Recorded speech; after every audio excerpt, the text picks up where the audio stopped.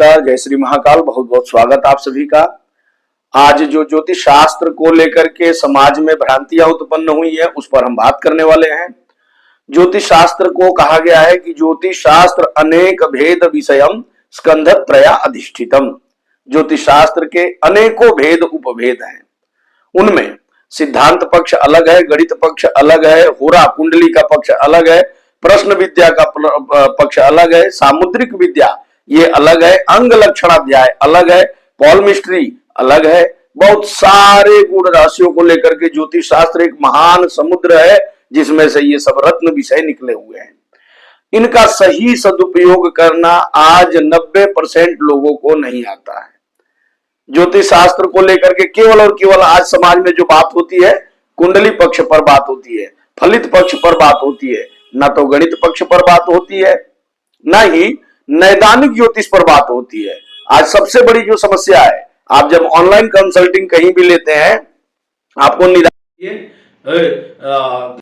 मिर्ची घुमा दो, काली मिर्ची चढ़ा दो, नींबू उतार दो, ये निदान नहीं है ज्योतिष शास्त्र का। ज्योतिष शास्त्र का ऋषियों के द्वारा जो प्रणीत विद्याएं हैं, कौन से ग्रह के कौन सी धातु की मूर्ति होनी चाहिए, कौन सा रत्न आपको पहनना है, कौन सा उपरत्न पहनना है, रत्न यदि आवश्यकता नहीं है, क्योंकि जरूरी नहीं कि आप हर ग्रह का दान कर पाएंगे, हर ग्रह का रत्न धारण कर पाएंगे, क्योंकि कोई ग्रह यदि मार्केश है तो उसका रत्न धारण नहीं होगा, उसका दान नहीं किया जाएगा, उसका जप नहीं किया जाएगा, तो फिर उसका निदान क्या है।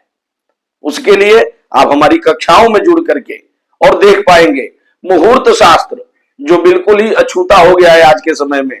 लोग कोई भी शुभ कार्य करने के लिए चौघड़िया देख लेते हैं, अभिजीत मुहूर्त देख लेते हैं। नहीं, यह सही नहीं है। चौघड़िया का निर्धारण कहां पर करना है, कहां पर कौन सी चीज एप्लीकेबल होगी, इसको जाने बिना आप किसी का भी किसी के साथ कोलैबोरेशन करके और मुहूर्त निर्धारण नहीं कर सकते। तो बिल्कुल जीरो लेवल से मुहूर्त का निर्धारण करना हमारी कक्षाओं में सिखाया जाता है। नक्षत्रों के तत्व, नक्षत्रों के विषय, लग्नों के तत्व, लग्नों के विषय और राशियों इत्यादि के द्वारा कौन सा मुहूर्त किसके लिए कब शुभ है। आपका जो जन्म नक्षत्र है, उस जन्म नक्षत्र से आपका 10वां जो नक्षत्र पड़ेगा वह कर्म नक्षत्र है। कर्म नक्षत्र जो है, उसी नक्षत्र में यदि आप कोई शुभ कार्य शुरू करते हैं तो आप उसमें सफलता को प्राप्त होते हैं। जो एक सामान्य मुहूर्त की विधा है वो तो है कि भाई इस नक्षत्र में कर लेने से कार्य होगा, लेकिन वो 24 आवर्स की एक नक्षत्र होती है। 24 आवर्स पूरी दुनिया के लिए शुभ नहीं है। आपके व्यक्तिगत पर्सनली जब आपका विचार करना है तो आपके जन्म नक्षत्र से आपका विनाश नक्षत्र, आपका जन्म नक्षत्र, आपका सांघातिक नक्षत्र, इन सब का विचार करके और सही तरीके से मुहूर्त का निर्धारण और आने वाले समय को, किस परिस्थितियों को, किस तरह से आपको तैयार होना है, ये सारी चीजें हम अपनी कक्षाओं में प्रैक्टिकल रूप में, बिल्कुल एकदम प्रैक्टिकल रूप में जीरो से शुरू करके और बच्चों को सिखाते हैं। जो भी हमारी क्लास में जुड़े हुए लोग हैं और जो लोग पढ़ रहे हैं, उनसे आप फीडबैक लेंगे, आप उनको देखेंगे, आप जान पाएंगे कि ज्योतिष शास्त्र को बिल्कुल प्रामाणिक रूप से सीखने और सिखाने का कार्य हम किए जा रहे हैं। मुहूर्त शास्त्र एक अद्भुत और चमत्कारिक विषय है।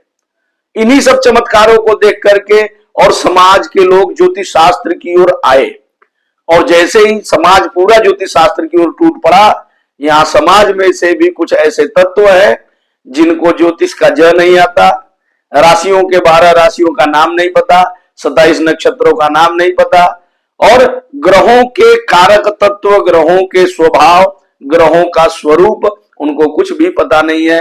लेकिन फलादेश करने के लिए ये ऑनलाइन जब से कंसल्टिंग शुरू हुई है तब से ये एक तरह से स्कैम शुरू हो गया है। जो सही और शास्त्रीय विधि से ज्योतिष को पढ़े हुए लोग हैं वे ऑनलाइन कंसल्टिंग और इन सब में नहीं जुड़े हुए हैं, और ये दूसरे जो लोग हैं जो बहुत ज्योतिष शास्त्र को जानते ही नहीं है, उन्होंने एक व्यापार बना दिया, एक बिजनेस समझ करके, और इसका दोहन करने में लगे हुए हैं। समाज को भी जागरूक होना है और यह कार्य हमारा अपना है। इसीलिए हमारी क्लास में जो लोग जुड़ते हैं वो जानते हैं कि वैदिक ज्योतिष किस प्रकार से कार्य करता है, किस प्रकार से चमत्कार करता है। उसको देख करके और समझ पाएंगे। और जब आप स्वयं संतुष्ट होंगे तो ही आप दूसरों को भी बताएंगे और समाज को बताएंगे। आप अपना कल्याण करेंगे, समाज का भी कल्याण करेंगे। यह ब्रह्म विद्या है, यह लोगों के कल्याण के लिए, समाज के कल्याण के लिए बनाई गई है।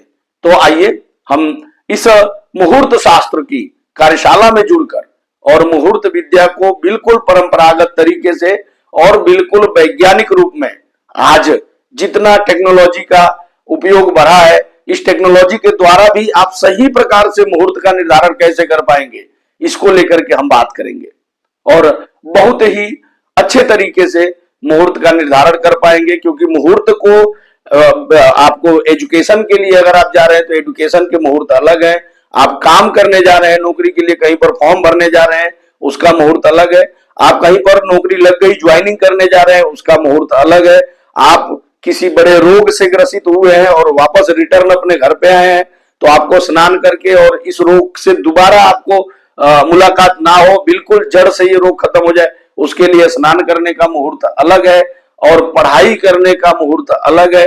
इन सारी चीजों को लेकर के हम आएंगे और संस्कारों से लेकर और बिल्कुल आपके जीवन के हर पहलू में काम करने वाले जो विषय हैं उनको लेकर के हम बात करेंगे और आपको सिखाएंगे।